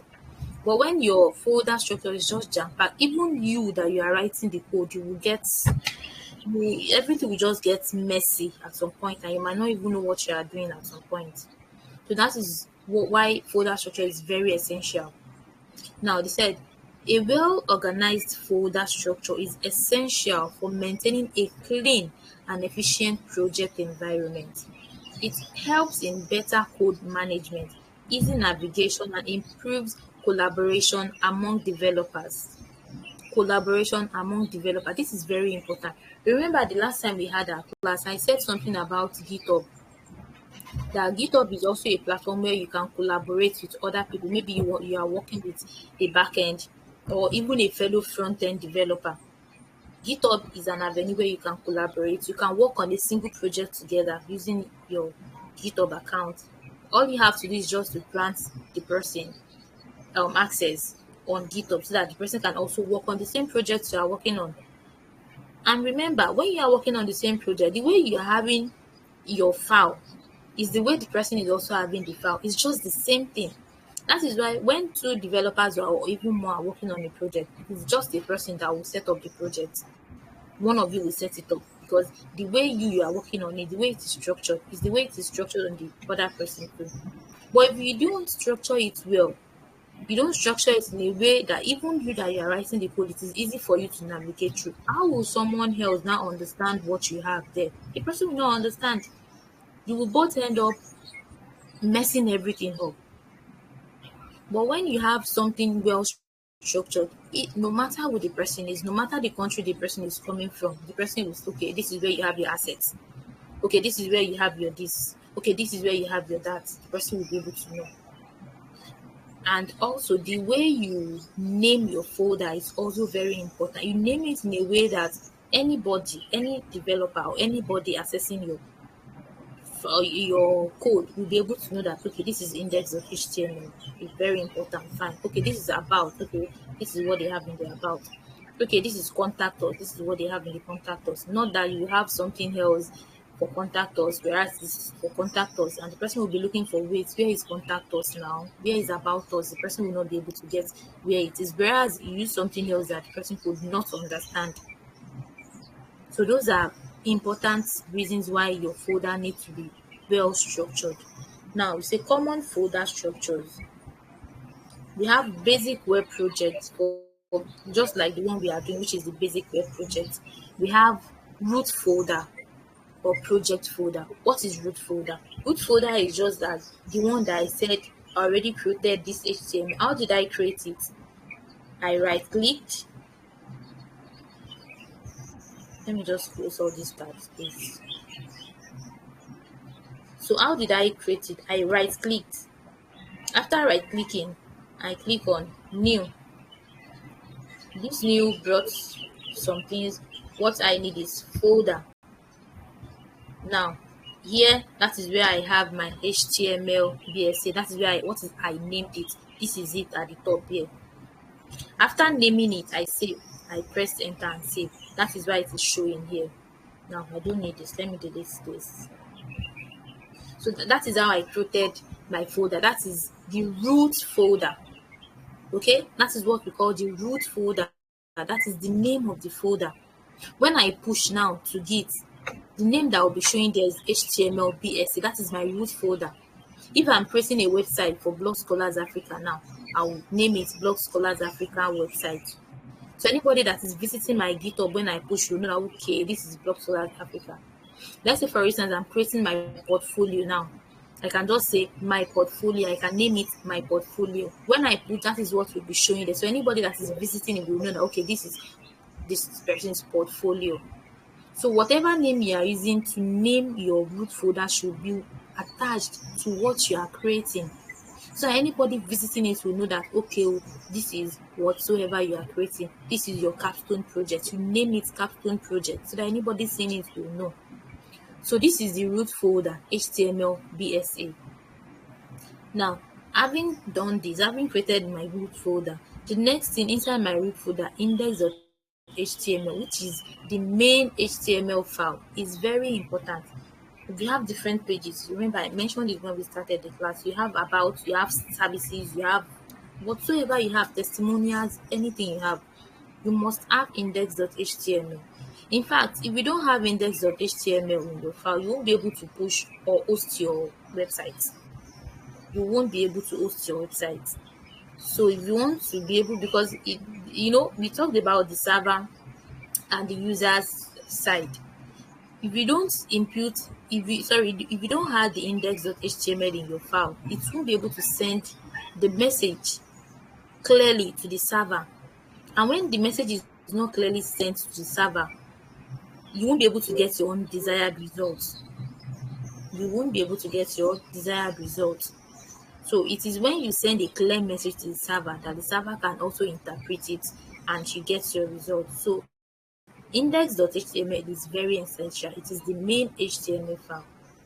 You can also have about.html, you can have whatever.html, you can have, newsletter.html, whatever you're having, so far it is HTML file you are creating, it comes with .html, very important, .html. So now we go to the styling, which is style.css. Had it been we've started styling now, when we move get to um when we get to CSS now, we'll also create a CSS file. Okay, we'll create it, we can name it style.css, index.css, whatever. Just make sure it has the suffix .css, so that it's going to tell the server that okay, this part is not HTML, it's not for writing all this one that we are writing inside our HTML. It is for styling. It is for styling. So we'll have style.css. By then you have to create it. Very, very important. So when we create the style.css, then we can now start styling whatsoever.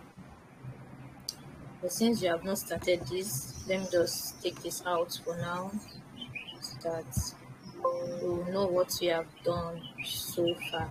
So moving forward to the root. So we've not gotten to JavaScript also, but here in JavaScript file, it also have the suffix .js, .js, .js for HTML.html, for CSS.css, for JavaScript.javascript. So it has to be well structured. The assets that I talked about earlier, you see, assets. Inside the asset, that is where you have your images, your videos, and some other assets like audios, whatever asset. You don't just bring them and just drop them inside the folder. You create a folder for them, assets, and keep putting everything.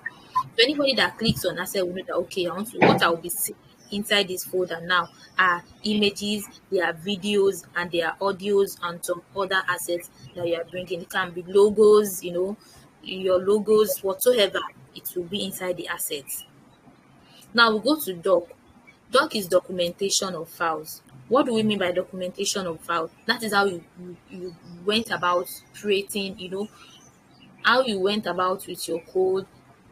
You want people to understand how you started it, what you have in your code. You are explaining what it is meant for, just like a readme file. We still get to readme file,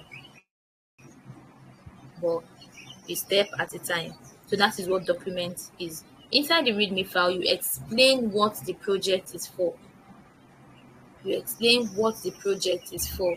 Let's say, for instance, you are creating an app, an application. I think I can hear you now. I heard your voice now. So let's say you are creating an application and you want to explain. People don't know what you are creating. You have to explain. So that anybody coming to view your code that doesn't have access to you, you also don't have access to them. You have not explained this thing to them before. Once they get to your README file and they start reading, okay, this is a main application. It is an application that is meant to help you schedule a good meal so that you can have an healthy life. Okay, we have recommendation.html. Inside the recommendation.html, this is a file that anchors different types of food, ranging from this, that you explain just like you are explaining to a layman. That even when they go through your README file, they already understand what this application you built is meant for. And when they start checking your code, they will be so, okay, this is the read, this is the recommended mail that we said anchors the mails. Okay, these are the mails. This is the this that does this. This is the that that does that. When you have all these things in your project well structured, anybody, even when somebody that's a professional is visiting it, they will know that no, this person might be a junior developer, but he knows exactly what he's doing, what is very clean file. They will see it. So structuring if your folder is very, very important. Now, is any question so far? I think you can speak now. I can hear some sound. Can you hear me now? Yes, I can hear you now. I can hear you now. Okay, So it's any clear. No question. okay. Okay, so moving on to semantic elements. Wow, these semantic elements, you will need to, I'll just explain briefly now, but we'll still need to take it because we'll need to write codes on it. But as it is now, we are even past the time. This is past 12. So let me just explain briefly so that in our next class we'll start from semantic elements. Now, what are Okay. semantic elements? HTML5 introduced semantic elements. We've had some HTMLs in the past. We've had 4, 3, a lot of them in the past. But presently now, we are in HTML5. And it is this HTML5 that introduced, it is the latest one and the one that introduced semantic elements. Semantic elements. And these semantic elements, they provide better meaning and structure to a web page. The more we live, the more we sleep and wake up, the more things changes.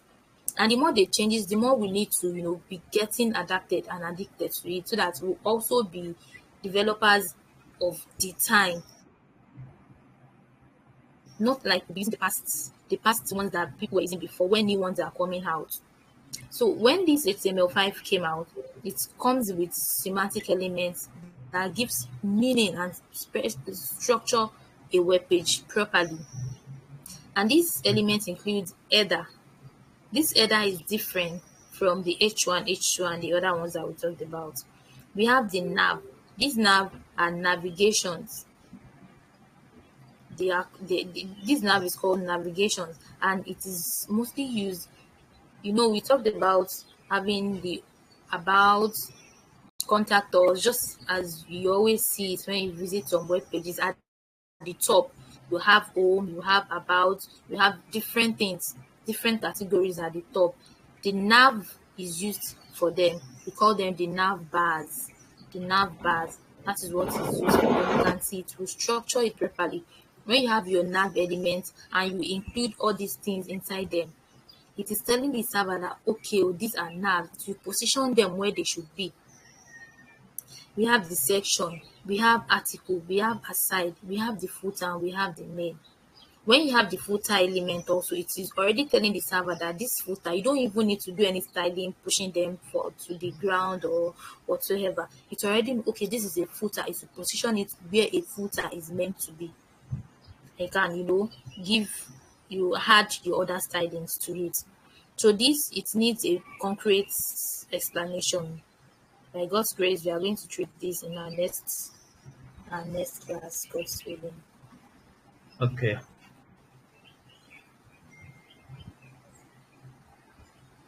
This accessibility practice, there is nothing in it actually. It is just telling you that, you know, God so good.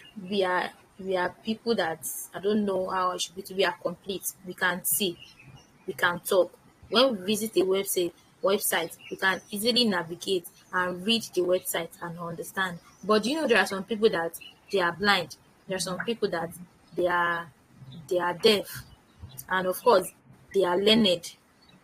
These people also visit our websites. They also visit website just as we do. The way we go through Jumia and other Gigi like that to buy stuff. These people that they are not complete also, they also does the same. Now, if we don't make our website vivid, like if we don't add some things to our website to make even people that are not complete to be able to navigate through, we have not done justice to that creation of the website, or even if it is an app. So we said web accessibility ensures that people with disabilities can use websites effectively. People with disability can use websites effectively. So we say best practices include use semantic elements. This semantic element that we talked about, which will be explained very well Okay. in our next class. Use semantic elements, the header, the nav, the main, the footer. When you use this semantic element and somebody with disability be seeing it, the person will be able to, okay, the nav is at the top, okay, the header, the person will be able to understand. So far, the person is also a developer, because even people with disability, they do all these things. They write code, they do all these things. So we have to also make it easy for them to be able to navigate, to be able to understand. Now, it says provide alternative text. Use alt attribute for images. There are some people that their thinking faculty is not as bright as some people. We are humans, we are not the same, we are created this different way. So just as I talked about images when we were explaining the other time, I said, okay, if we have an image, there is also an alt, whereby when the images is not displaying, the person will be able to know that, okay, this is what this part is meant for. Some people don't even need to see the alt before they know that, okay, of course, this should be an image for this session. This should be, okay, Lego. But it's not everybody that understand it that way. But once you put the alt or alternative and you already write it, this is my picture. Okay, this is a logo. Okay, this is a logo for particular something. Anybody seeing it will know, okay, this is meant to be a logo, but it's actually not showing. So it is very important to know how these things work. So we say keyboard navigation, ensure forms and interactive elements are accessible via the keyboard tab key. Just as we created our forms, you can see we can easily type inside the input. You can easily type in, okay, my name. I was typing earlier. Images, email. Let it be something that can easily be typed, irrespective of whatever you're using, is a desktop, is a phone, whatsoever.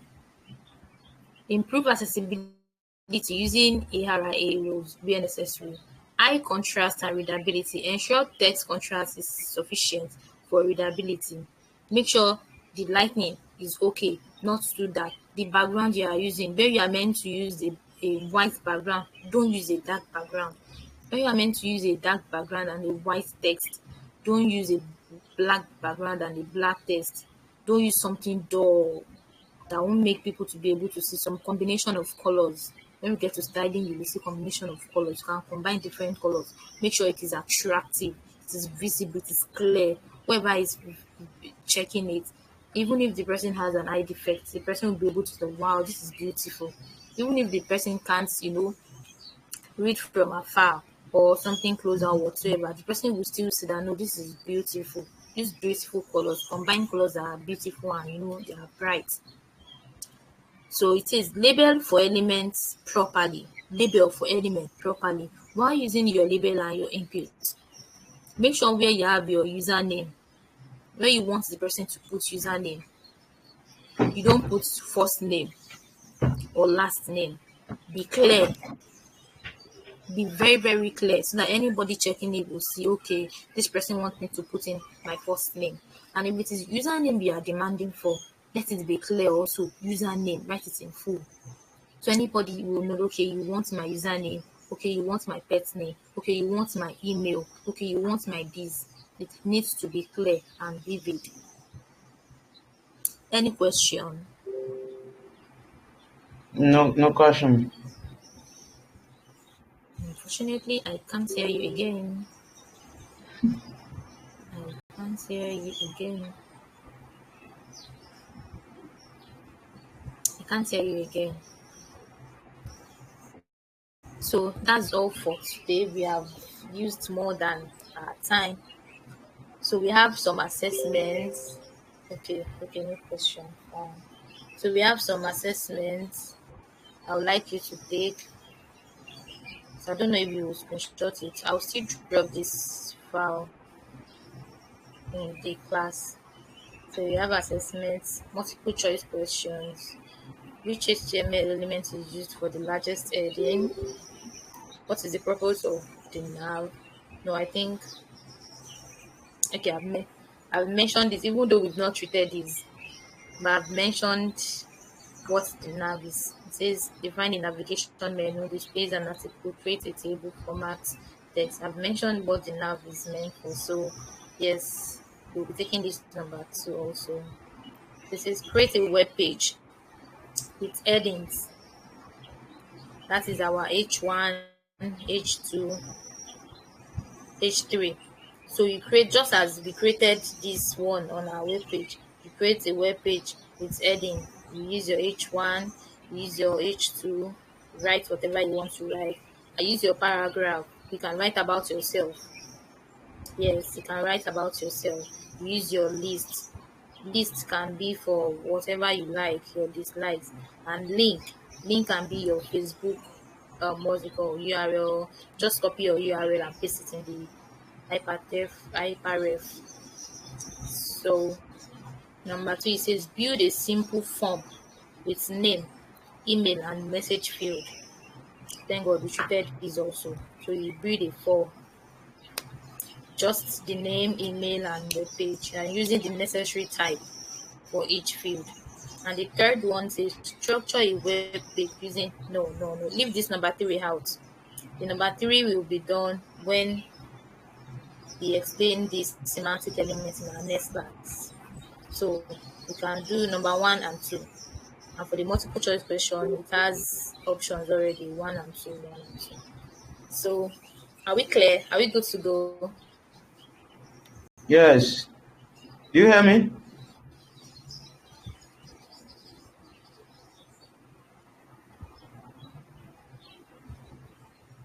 Are we good to go? Yeah, thank you very much. So that's all for today. This one that your this one is not talking. I want to ask how was today's class? How was the class today?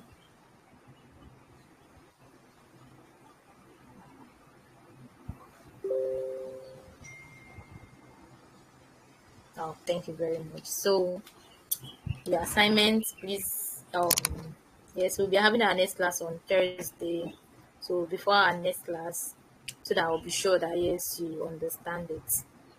So thank you very much for making today's class interesting. Wow, that's good. That's good to know. That's good to know. So thank you very much and have a wonderful day.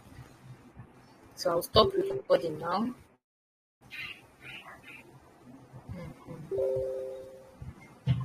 Yeah, have a good day too. Thank you.